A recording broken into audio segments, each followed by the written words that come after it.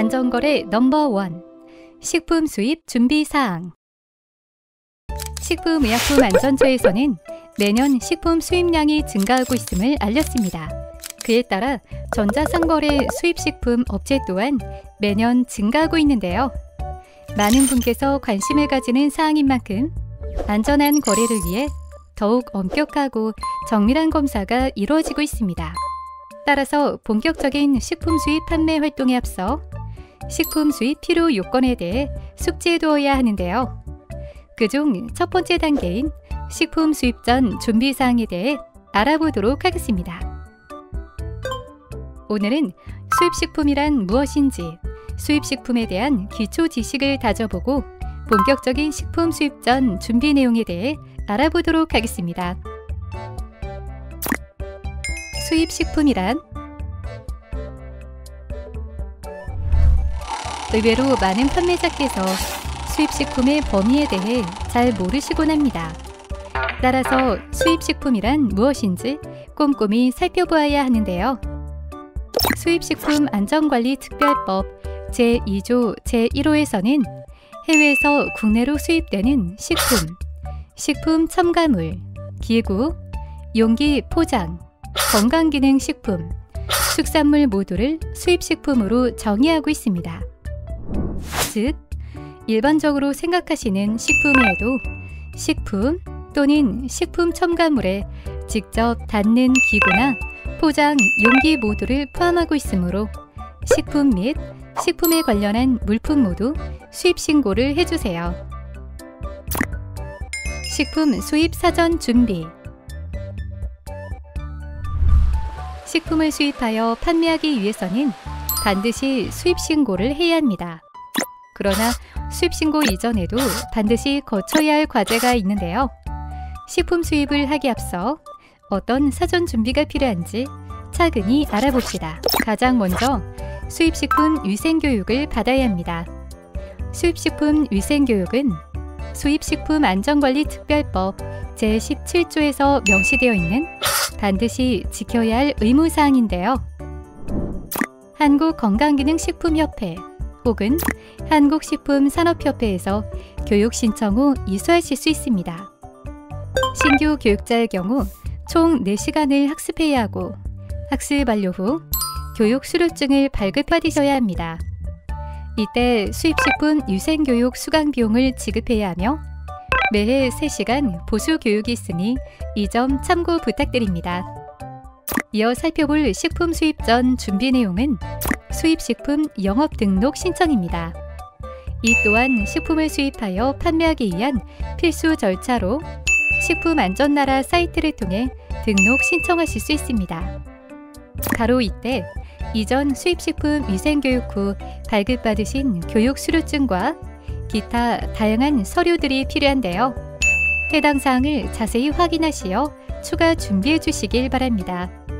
어떤 식품을 수입할지 결정한 상태라면 제조사로부터 성분 증명서 및 영양 성분표, 제조 공정도, 공장 상세 정보, 현품 내지 포장 패키지 디자인 등 공식 문서로 받을 수 있는지 확인해야 합니다. 그 외에도 수입하고자 하는 식품에 따라 유전자 제조업 식품 검사증, 유기농 인증서, 식물 검역증 등 다양한 서류 확인이 필요하며 모든 서류는 제조회사에서 작성하고 품질 담당자의 서명이 기재되어 있어야 합니다. 대개 제조사로부터 국내 수입식품 판매 규정에 맞는 수준의 서류를 전달받기까지 많은 시간이 소요되는데요. 본격적인 식품 수입에 앞서 상기 서류 등을 전달받을 수 있는지 미리 요청해 주시는 것을 추천드립니다. 식품을 구매하게 되면 식품에 대한 기본 정보 내용을 확인할 수 있습니다. 이는 국가에서 소비자가 보다 정확한 정보를 얻을 수 있도록 표시법으로 규정하고 있기 때문인데요. 수입식품도 마찬가지로 우리나라 법령에 맞게 한글 표시사항으로 변경해야 합니다.